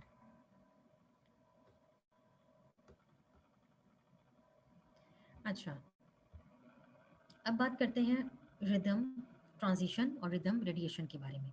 इतने अच्छा, ट्रांजिशन में ये एक डाइनिंग हॉल है किसी रेस्टोरेंट का, और आप इसमें देख सकते हैं कि ये बहुत सी स्ट्रेट लाइंस हैं थ्रू आउट, और ऊपर कुछ लाइट्स लगी हुई हैं वो भी स्ट्रेट लाइंस में हैं। सो दिस इज द ट्रांजिशन।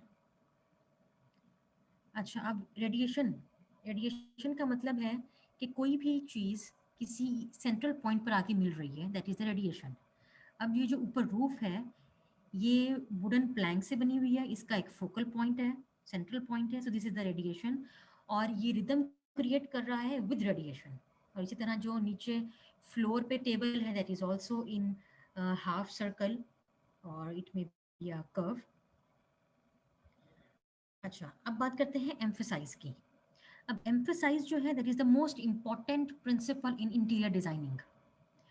और ये एस्थेटिकली भी काफ़ी प्लीजिंग होता है कि अगर आप एक किसी ऑफिस में एंटर हो रहे हैं, और अगर कोई सामने कोई सिग्नेचर वॉल है, या कोई स्पेसिफिकली कुछ एक एलिमेंट है जो सबसे अलग है, तो वो आपको एक प्लीजिंग इफेक्ट क्रिएट करता है आपके माइंड पे, आपको उसको देख के अच्छा लगता है। So same is the case with this picture. ये एक लाउंज है जिसमें लाइट से कलर यूज हुए हैं विद ब्लैक एंड वाइट, लेकिन इसका जो फोकल पॉइंट है, that is the fire place.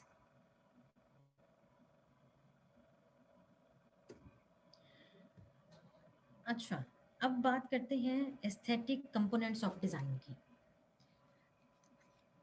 Aesthetic जो है इंटीरियर डिज़ाइनिंग में बहुत ही अहमियत रखता है, क्योंकि अगर आप एस्थेटिकली उस डिज़ाइन को नहीं करेंगे, इसमें सिर्फ फंक्शन होगा, तो वो भी अच्छा नहीं लगेगा।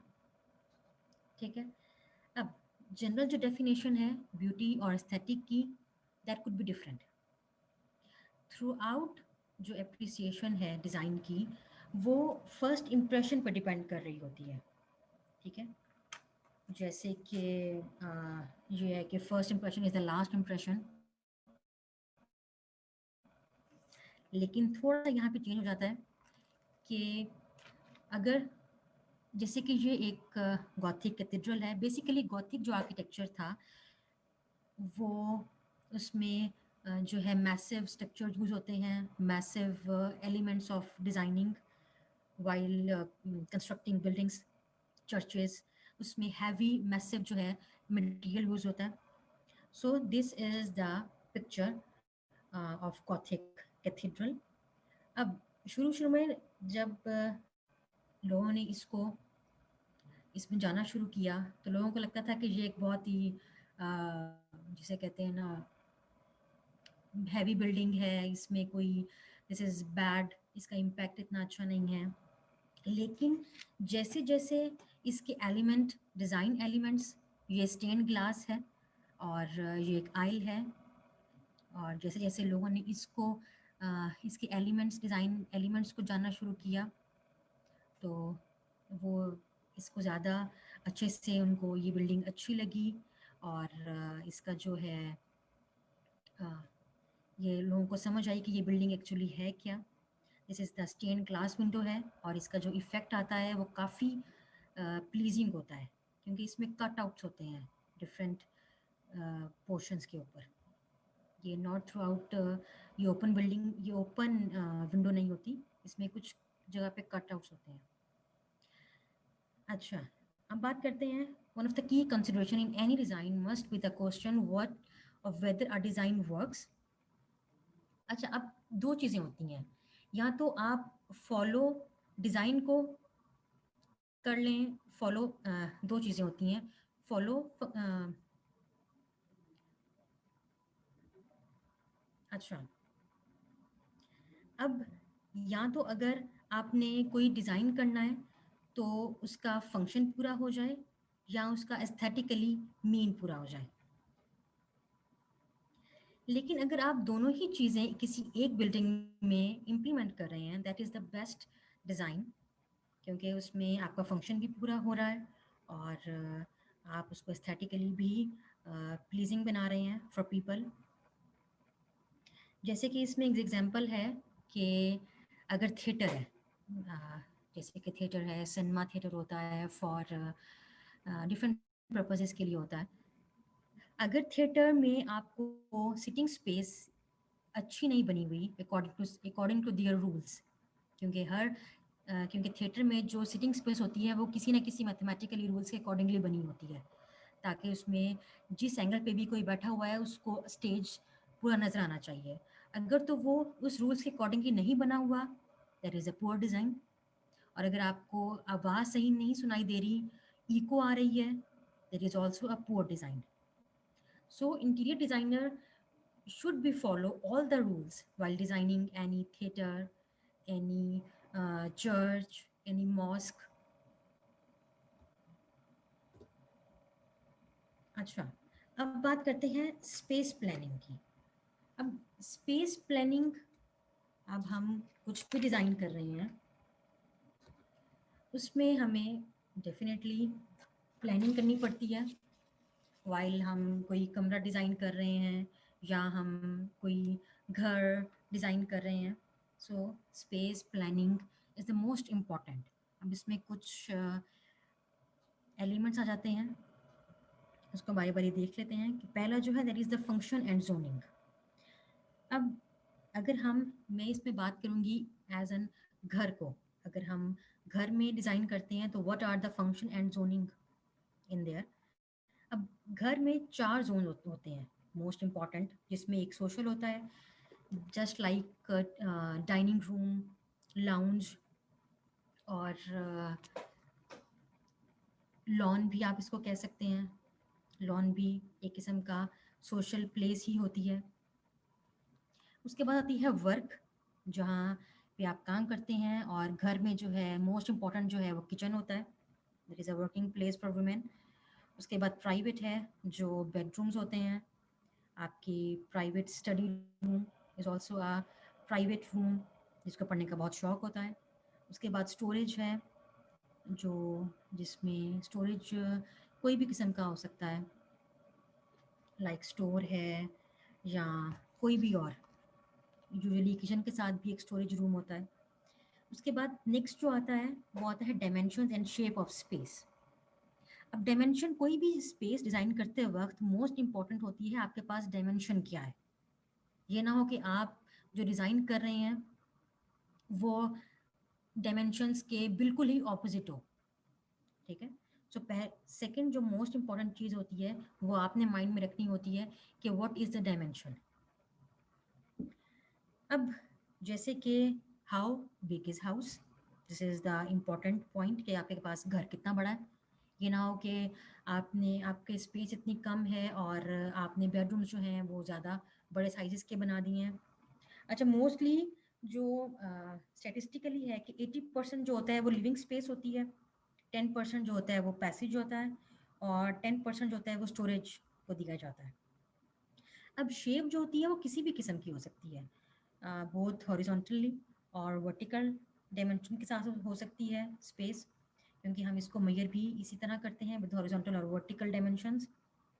और लेकिन कुछ चीज़ें वाइल डिज़ाइनिंग करते वक्त इंटीरियर डिज़ाइनर को इस तरह ईज़ क्रिएट करती हैं कि रेक्टेंगुलर जो रूम्स होते हैं वो बनाने में आसान होते हैं, क्योंकि उसकी जो डायमेंशन होती है वो टू द पॉइंट होती है, लेफ़्ट और राइट, अदर के कर्वलिनरी और या कर्व्स शेप्स में, क्योंकि कर्व्स को जो उनका एंगल निकालना थोड़ा सा डिफ़िकल्ट हो जाता है और टेक्निकल चला जाता है। अब बात करते हैं साइज़ की, साइज़, ओरिएंटेशन एंड क्लाइमेट। अब कोई भी स्पेस डिज़ाइन करते वक्त आपको साइट का पता होना चाहिए कि what is the site. Definitely site के बगैर तो आप कुछ डिज़ाइन ही कर ही नहीं सकते। उसके बाद ओरिएंटेशन, कि उसका सन डायरेक्शन किस तरफ है, सन फ्लो किधर से हो रहा है, और उसके बाद धूप ज़्यादा कहाँ पड़ रही है, कौन सी प्लेस पे बिल्कुल नहीं आ रही। और इसमें जो मोस्ट इम्पॉर्टेंट होता है दैट इज़ क्लाइमेट, कि आपने डिज़ाइन करना होता है अकॉर्डिंग टू क्लाइमेट। मतलब अगर हम पाकिस्तान में डिज़ाइन कर रहे हैं तो पाकिस्तान में हमें बिल्डिंग या घर, कुछ भी स्पेस अकॉर्डिंग टू पाकिस्तान के क्लाइमेट के अकॉर्डिंग डिज़ाइन करनी है। ये ना हो कि हम बिल्डिंग जो है वो यूरोप के क्लाइमेट की तरह डिज़ाइन कर लें, फिर तो वो उसका जो रनिंग टाइम होगा वो बहुत ही कम होगा। इसलिए क्लाइमेट ओरिएंटेशन ये काफ़ी इंपॉर्टेंट होता है वाइल डिज़ाइनिंग अ स्पेस। उसके बाद है इकोनॉमी। बहुत से केसेस में जो होता है क्लाइंट्स, ज़ाहिर सी बात है आपने क्लाइंट्स के रिक्वायरमेंट्स को पूरा करना होता है, क्योंकि क्लाइंट्स की जब तक आप क्लाइंट्स को सेटिस्फाई नहीं करेंगे, ही और she will not pay you. So you have to satisfy a client with your designs. और अब जब क्लाइंट जो होता है वो इम्पोज करता है बाज़ दफ़ा कि आपने मैक्सिमम स्पेंडिंग लिमिट करनी है, ठीक है, आपने मैक्सिमम जो है ना जितना हो सके आप स्पेंड करें। अच्छा, वॉल्यूम और जो शेप ऑफ बिल्डिंग है वो मोस्टली कॉस्ट को अफेक्ट करती है। डेफिनेटली अगर हम बेसमेंट बना रहे हैं तो वो बिल्डिंग की कॉस्ट को इंक्रीज़ कर देगा, क्योंकि बेसमेंट इज़ द मोस्ट, जिसे कहते हैं ना, काफ़ी उस पे हैवी अमाउंट स्पेंड होती है। इसी तरह अगर हम हाई सीलिंग्स बना रहे हैं तो उसमें भी कॉस्ट ज़्यादा लगेगी।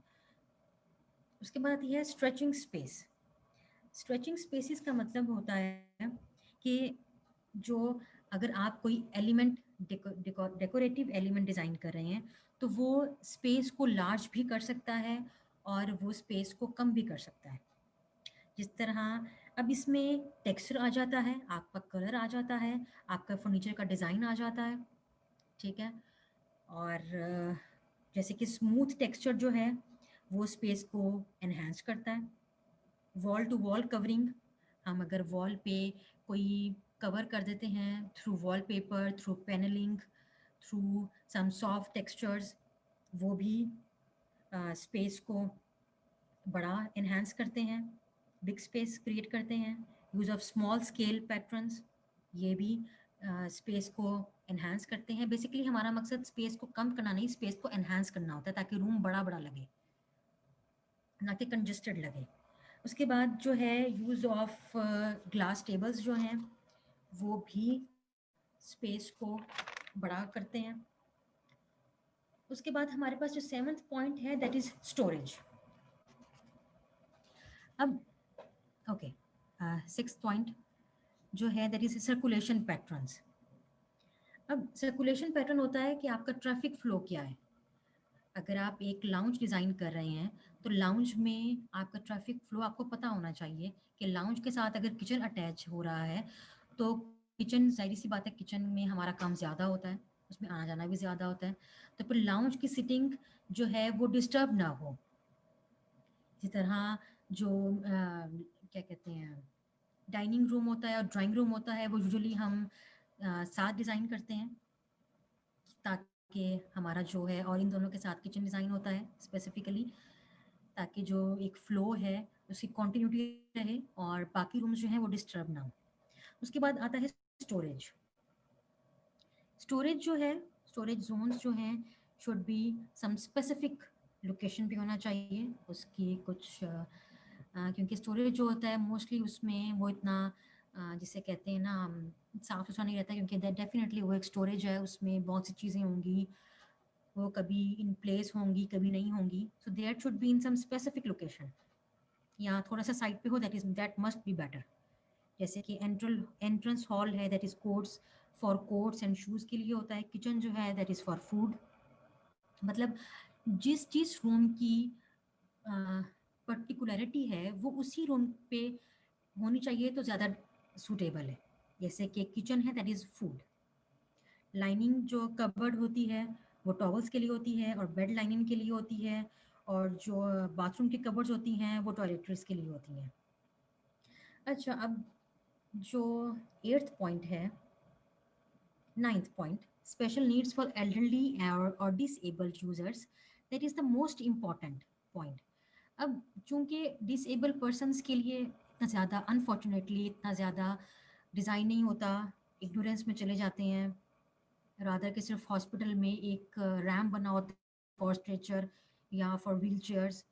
और अगर हम किसी होटल्स में, किसी कैफ़ेज़ में चले जाएं तो मोस्टली वहाँ पे ये चीज़ें इग्नोर इग्नोर हो रही होती हैं, जो है काफ़ी बुरी चीज़ होती है। और एल्डरली वो लोग जो जिनकी एज मोस्टली 65 से ऊपर होती है उन्होंने डेफिनेटली अपनी वो एक कितना टाइम स्पेन जो है वो इंडिपेंडेंट का गुजार कर आए होते हैं, तो उनको उस टाइम में भी वो किसी पर डिपेंड होंगे, वो this is also not suitable, और वो भी उनके लिए भी अच्छा नहीं है। सो डिज़ाइन इस तरह का करना चाहिए कि उन्हें किसी चीज़ पे डिपेंड ना होना पड़े, पर्टिकुलरली फॉर एल्डरली लोग, जो ज़्यादा बूढ़े लोग होते हैं। उसके बाद आती है emotions and psychology. This is the basic, you can say not too basic और पर्टिकुलर, लेकिन आपकी किसी भी जगह पे आपकी जब आप रहते हैं तो आपकी ज़ाहिर सी बात है आपको उस चीज़ से लगाव हो जाता है, उस जगह से लगाव हो जाता है। अब जो इंटीरियर स्पेसेस होती हैं वो डिफ़र करती हैं साइजेस में, और ये एड्रेस करती हैं ह्यूमन साइकोलॉजी को, ह्यूमन नीड्स को। जैसे कि स्मॉल स्पेसेस जो होती हैं, small spaces provides a sense of security and comfort. इसी तरह जो टॉल स्पेसेस होती हैं वो इमेंसिटी को, और या उसमें हमें हमारा दिल घबराता है, दैट इज़, ये भी हमारी साइकोलॉजी है। So these are the 10 points जो स्पेस प्लानिंग हमें करते वक्त हमें ये चीज़ें माइंड में रखनी चाहिए, और इस के अकॉर्डिंगली जो है वो डिज़ाइन करना चाहिए।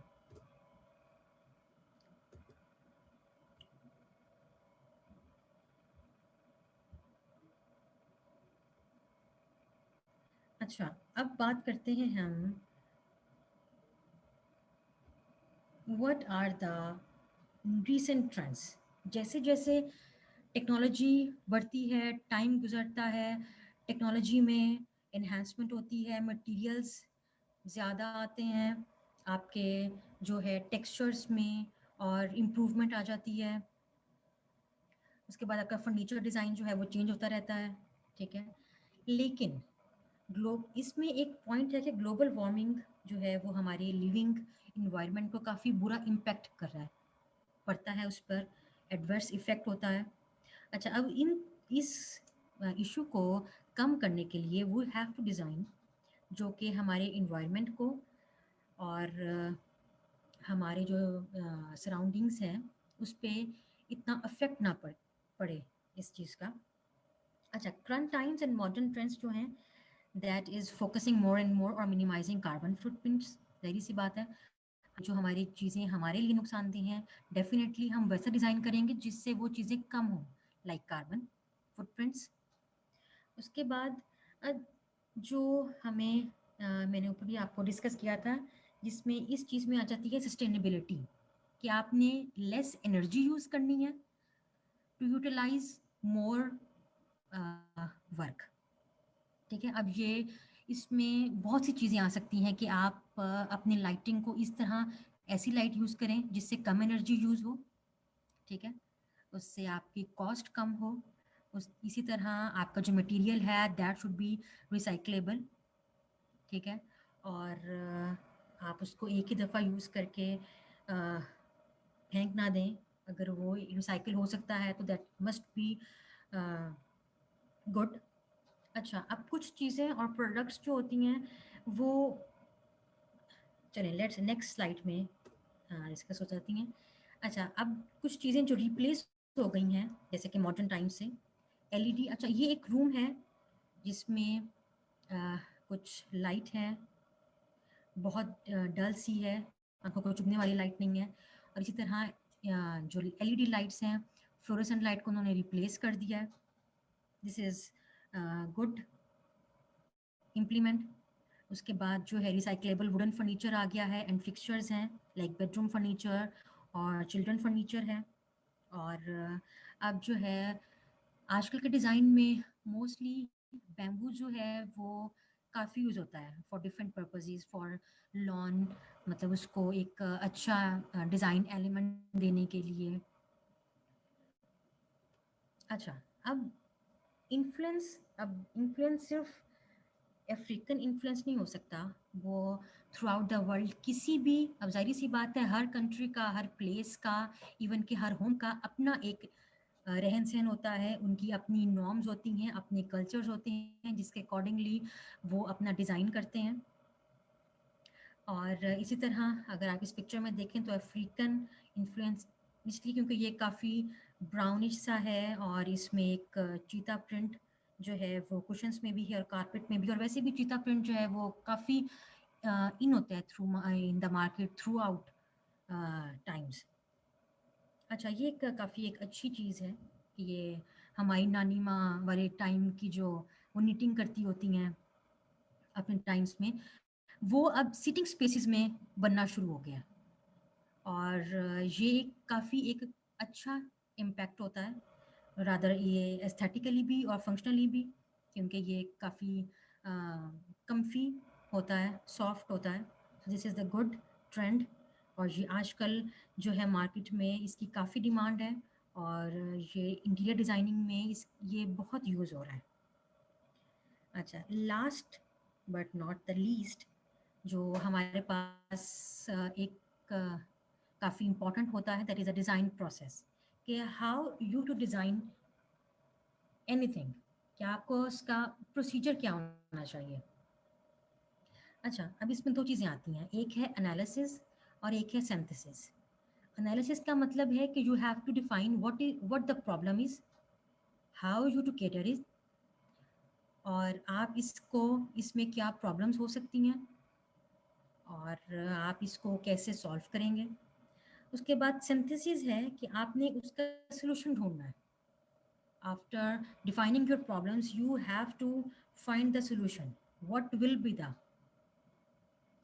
अच्छा, अब डिज़ाइन प्रोसेस में हमारे पास 8 पॉइंट्स हैं, लेट्स डिस्कस। अच्छा, पहली बात है कमिट। अब कमिट जो होता है, यू हैव टू कमिट, ये कमिटमेंट जो है ना, ये आपकी अपने से कमिटमेंट होती है।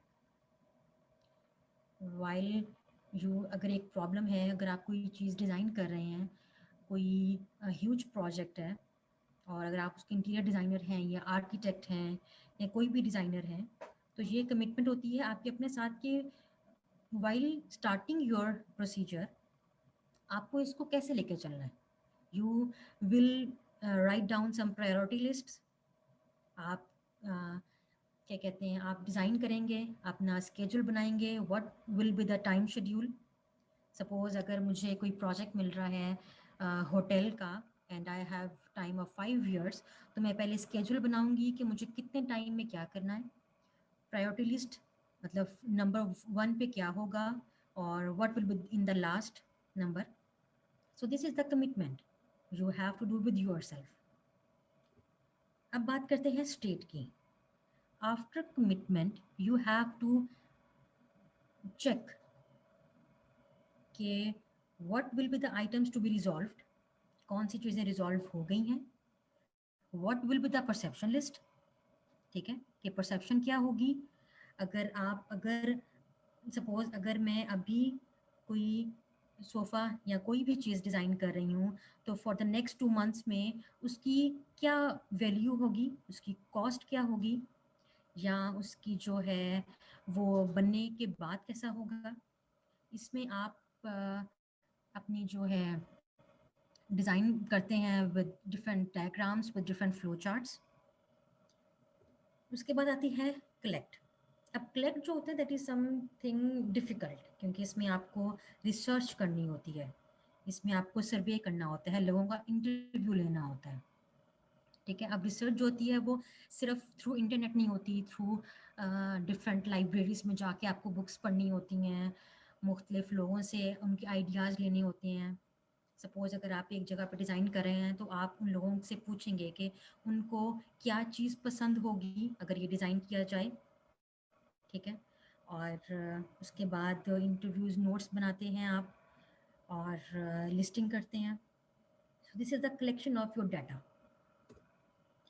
उसके बाद है एनालाइज। अच्छा, एनालाइज जो है वो इट इज़ समथिंग टेक्निकल, कि अगर आपने कोई घर डिज़ाइन किया है, या अगर आप लेट सपोज अगर आप कोई लाउंज डिज़ाइन कर रहे हैं, तो डेफिनेटली लाउंज का जो थीम होता है that is something sharp, bold. उसमें आपके पास शार्प कलर्स आप यूज़ करते हैं, ठीक है। उसमें फर्नीचर्स कुछ मॉडर्न होगा, कुछ एब्स्ट्रैक्ट होगा, लेकिन उस सब चीज़ों को सोचने के बाद यू हैव टू डिज़ाइन, आपको स्केचेस बनाने पड़ते हैं कंसेप्चुअल, क्योंकि ये सारी चीज़ें तो आपके माइंड में है। जब तक आप इसको पेपर पेंसिल पे नहीं बनाएंगे, यू विल नॉट डिसाइडेड कि ये अच्छा लगेगा या नहीं लगेगा। उसके बाद आप इसको कंपेयर करते हैं विद डिफरेंट पैटर्न्स के साथ, ठीक है। फिर आप उसको कैटेगराइज करते हैं इनटू डिफरेंट ग्रुप्स में। उसके बाद है इडिएट। अब व्हाट इट इज़, ये होता है कि आपने इसमें लोगों से पूछना है, ठीक है, कि डिस्कशंस करनी है with different groups of people.